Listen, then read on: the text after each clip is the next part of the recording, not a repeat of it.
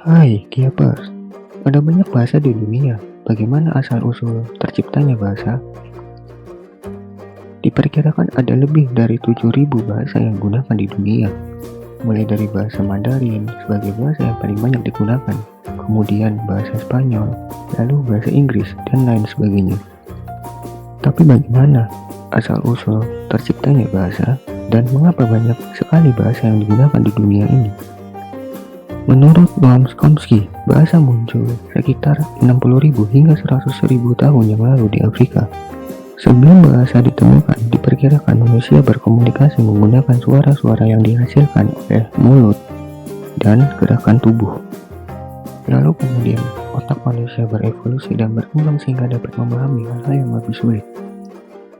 Manusia kemudian mulai menamai benda, makanan, hingga sebuah situasi menjadi sebutan yang mudah diucapkan dan diperkirakan meniru sumber suara benda tersebut. Setelah itu, perlahan-lahan manusia bisa berbicara dengan menggabungkan dua kata yang berbeda dan kemudian berkembang menjadi bahasa.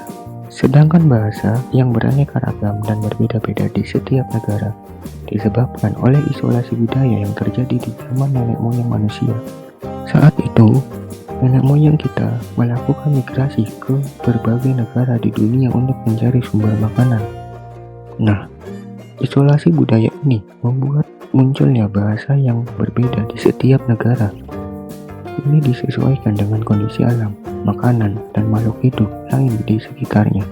Isolasi inilah yang menyebabkan bahasa di tiap negara atau daerah menjadi berbeda. Hal ini juga terjadi di Indonesia yang merupakan negara kepulauan, sehingga penduduk Indonesia semakin terisolasi di daerah tempat mereka tinggal. Inilah sebabnya Indonesia memiliki bahasa yang sangat beragam dan juga berbeda di setiap daerah.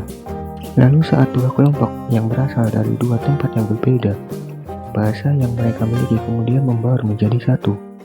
Pembauran bahasa ini kemudian menyebabkan terjadinya bahasa baru dan disebut dengan super language atau bahasa super.